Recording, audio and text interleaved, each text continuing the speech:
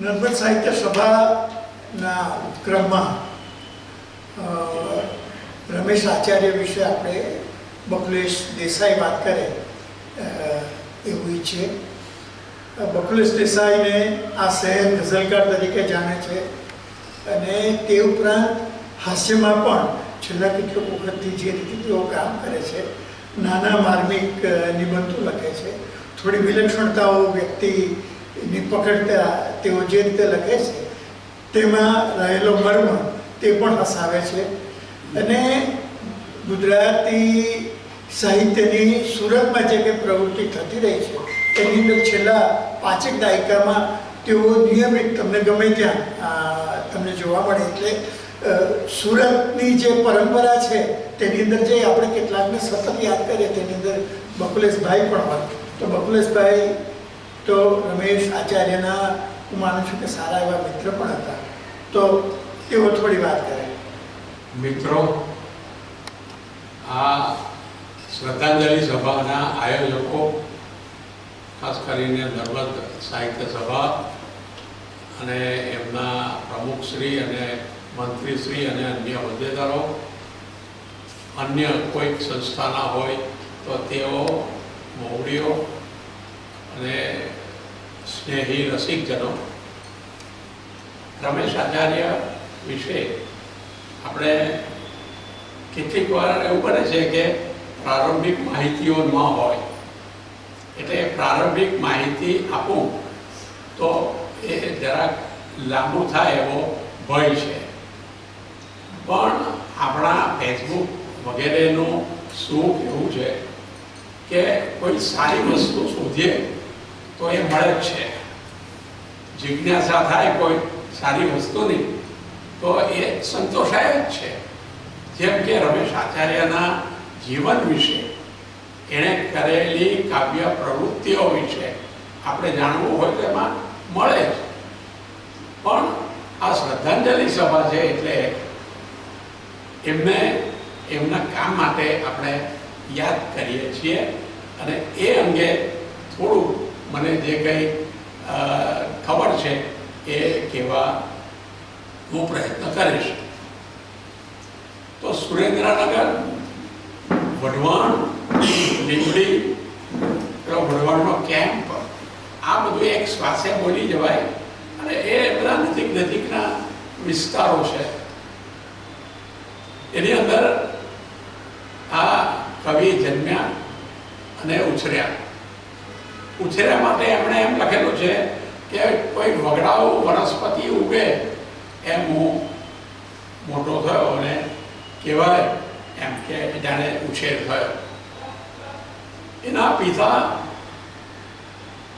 લીંબડીના રાજદરબારની અંદર વાર્તા કથક એટલે કદાચ લોકકથા ને એ બધી આખી રજૂઆત કરીને આ રાજાઓના પૂર્વજોને વખાણતા હશે કે જે હશે તે. પણ ટૂંકમાં આ વાર્તાના ક્ષેત્રના એના પિતા રવિશંકરભાઈ અને એના તે ઉપરાંત તેઓ કવિતાઓ પણ રચતા હશે એટલે રાજ દરબારની અંદર એની અવર જવર. અને છતાં પણ ઘરમાં ગરીબાઈ, આવકના ઠેકાણા નહીં અને આ મોટાભાઈ 11મા ધોરણ સુધી જેમ તેમ ભણ્યા અને એ દરમિયાન આ જે ડિગ્રી કે સર્ટિફિકેટ એ એક બાજુએ અને બીજી બાજુએ એને પુસ્તકાલયનો જે લાભ મળ્યો. એમ કહે છે કે એણે મેટ્રિકમાં આવતા સુધીમાં 1100 પુસ્તકો વાંચ્યા હતા ત્યાંની લાઇબ્રેરીમાં. એટલે આના આધારે તો એમ PhD ગણાય. તો આ રમેશભાઈ સંવેદનશીલ અને આધુનિક આપણે સમયના અર્થમાં કરી શકીએ. રવિન્દ્રભાઈ છે, દિલીપ મોદી છે, હું નયન દેસાઈ છે, એ બધા કરતાં પણ ઉંમરની રીતે 2-3 વર્ષ મોટા. એટલે લગભગ તમે કહું 43માં એનો જન્મ, 1943માં. અને આધુનિકતાનો સંસ્પર્શ જે થયો તે તાંકા, હાઇકુ વગેરેની રચનાથી થયો. મોનો ઇમેજ કાવ્યો એને રચ્યા અને એનું પુસ્તક કર્યું, એનું પુસ્તક પણ કર્યું એણે.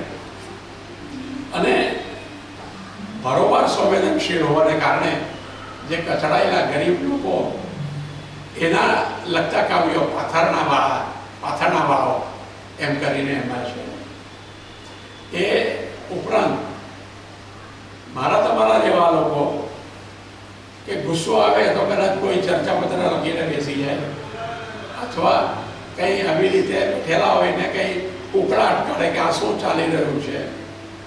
પણ કાવ્યની રીતે એણે જે પોતાની આખી ચિંતા વ્યક્ત કરી એ રમેશભાઈના કાવ્યો, એની અંદર એક પેલું મહાભિનિષ્ક્રમણ એ તો બહુ જાણીતું છે કે સામાન્ય માણસ છે, સામાન્ય માણસ તરીકે જન્મ્યો, સામાન્ય માણસ તરીકે ગુજરી જવાનો છે. પણ એને જે વિચાર આવે, એને જે લાગણી થાય, એની ઉપર કંઈ પૈસાની આવકને સંબંધ નથી.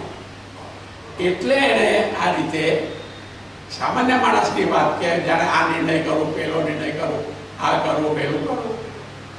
પિક્ચર જોવા જાઉં અને પેલો હીરો જે હોય એની અંદર હું આત્મસાત થઈ જાઉં અને એ ડરતો હોય, રડતો હોય, પ્રિયા બીજાની જોડે બાપાને કારણે પરણી ગઈ હોય, તો આવી બધી વસ્તુઓ કે છે કે મારા જીવનમાં મોડે કે વહેલે બનતી જ હોય છે.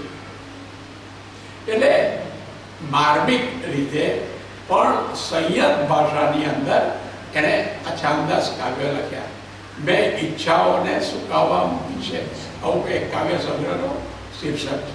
ડોકેથી ચાવી બાંધેલો કાગડો. કાગડા વિશે તો પછી ઘણા બધા કાવ્યો છે અને એને કારણે આ એનો મથાળો પણ એ હશે. તો ટૂંકમાં તેઓ પછીથી એના સમાન ધર્મી મિત્રોની સાથે ત્યાંના રાજકોટ, જુનાગઢ, ભાવનગર, સુરેન્દ્રનગરમાં પ્રમાણમાં ઓછા કવિઓ, તો જામનગર, રાજકોટ, તો આ બધાની સાથે એમના સમવયસ્ક કવિઓની સાથે રહીને જે પ્રવૃત્તિઓ કરી એ પણ આપણે એને ભૂલવી ન જોઈએ. અને એ બધાની અંદર SS રાહી એ બધા લગભગ એના સમકાલીન એની ઉંમરના. વિનોદ જોશી પણ શિખર થોડાક નાના હશે, તો આ બધાએ મળીને તે કામ કર્યા, તો એ પણ એક ઇતિહાસનો બન્યો છે. તો એ પોતે એટલા બધા પુશિંગ નેચરના, આમ બધે ઘૂસી જનાર એવા ન હોય એવી મારી ચામ છે. પણ જે બધી આધુનિક પ્રવૃત્તિઓ થતી હતી સાહિત્યલક્ષી, તો એમાં એને સરસ સાથ આપ્યો અને બધાએ એને સાથ નિભાવ્યો. અંગત રીતે થોડો પરિચય થયેલો અલગ ઝલક, જ્યારે પરિષદના અધિવેશનો આવતા, રવિન્દ્ર પણ આવતો, તો એ રીતે એ થોડોક પરિચય. પછી પેલા દર્શકભાઈનો પરિચય થયો, થનગણતા તો ખાસ, તો એ પછી મારી નાખું, ભાંગી નાખું, ભૂકો બોલાવીનો વગેરે જે હશે. હવે આપણે કોઈની ટીકા નથી કરવી અને આપણે એનો નિમિત્ત નથી, આનો પસંદ નથી. પણ કહેવાનો મતલબ એ છે કે આ સીધા સાદા સંયમી માણસ કવિતા લખીને એની સુરવીરતા પ્રગટ કરે, અને આ ભાઈએ જે અમુક કામો કર્યા, સિદ્ધિ પણ મેળવી છે, એને આનંદ થાય, તો એ પુત્રના પિતા તરીકે પણ આપણે એને યાદ કરીએ કે એને એના પોતાના પુત્રોને કેવી રીતે ઉછેર્યા. એને તો પિતા તરફથી એટલું બધું ધ્યાન, એટેન્શન ન મળ્યું હોય, પણ એણે એના બે દીકરાઓને સારી રીતે ઉછેર્યા. પછી તો રમેશભાઈને પેલી ત્યાંની કોઓપરેટિવ બેંકની અંદર નોકરી મળેલી, થાય પણ સૌરાષ્ટ્રમાં રવિશનું તેના બાપાના નામનું એક પુસ્તક લખ્યું. પણ એ સુખના દિવસોમાં પણ જેને કહેવાય ને કે છકી જવું, અથવા તો વધારે બળાઈ આપવી, અથવા કંઈક બધે પ્રભાવ પાડી દેવો, એવું બધું એનામાં નહોતું રમેશભાઈનું. એટલે રમેશભાઈ આ રીતે એની રીતે એ જમાનામાં આધુનિક કહેવાય એવી બધી કામગીરી કરી, સાહિત્યની પ્રવૃત્તિ કરી, સર્જન કર્યું અને પછી છેલ્લા થોડા વખતે બીમાર હતા, પથારીવશ બહાર તો નીકળાતું નહોતું, તો એવી સ્થિતિની અંદર એમને એનો દેહ છોડ્યો અને એ આ રીતે લગભગ 82-83 વર્ષની ઉંમરે એ ગુજરી ગયા. એટલે એ આત્માને આપણે પરમ શાંતિ મળે એવી પ્રાર્થના કરીએ. અને આ શોક સભાના સંદર્ભોની અંદર જે બીજા આવા આપણાથી ચાલી ગયેલા રજનીકુમાર, હરિકૃષ્ણભાઈ વગેરે અને અનિલ જોશી, આ બધાને પણ આપણે યાદ કરીએ અને એમને પણ શ્રદ્ધાંજલિ આપીએ. નો પાઠ કરીશ. એક છે અંધારો અને પ્રેમ. હું અંધારાના પ્રેમમાં છું. આ વાતની જ્યારે મને જાણ થઈ ત્યારે ઘણું મોડું થઈ ગયું હતું.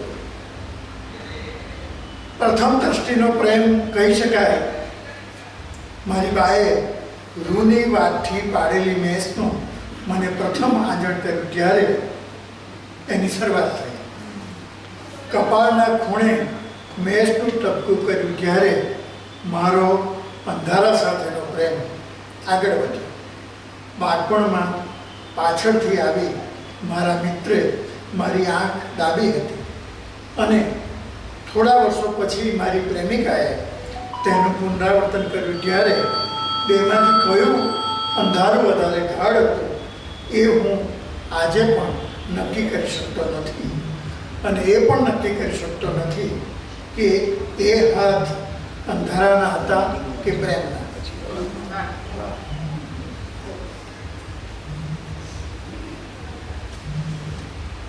અને બકુલેશભાઈએ યાદ કરી કે પાથરણા વાળો પોતાના કપાળ જેવડું પાથરણું પાથરી બેઠો છે પાથરણા વાળો. તેના પાથરણામાં સુપડી ભરાય એટલા કાતરા છે, સુપડું ભરાય એટલી કાચી બદામ છે, સુંડલી ભરાય એટલા ગુંડા છે. જેમને ખટમીઠી જિંદગી સધી ગઈ છે તેઓ કાતરા લઈ જાય છે. જેમને ગળામાં દચુડો વળે તો ઠીક રહે છે તેઓ કાચી બદામ લઈ જાય છે. જેઓ જિંદગીને ચિકાસ ગણી જીવે છે તેઓ ગુંદા લઈ જાય છે. સાંજ પડે બધો માલ ખપી જાય છે ત્યારે તે પાસેની દુકાનેથી 100 ગ્રામ ભજીયા લે છે. તેમાં તે તેની પત્નીની પસંદગીના બટેટાની પતરીના 2 ભજીયા નખાવે છે. તેની દીકરીની પસંદગીના મરચાંના 2 ભજીયા નખાવે છે. મોટી દીકરીની પસંદગીના વાટીદાળના 2 ભજીયા નખાવે છે. નાના દીકરાની પસંદગીના મેથીના 2 ભજીયા નખાવે છે. તેની પોતાની કોઈ પસંદગી નથી. વાહ.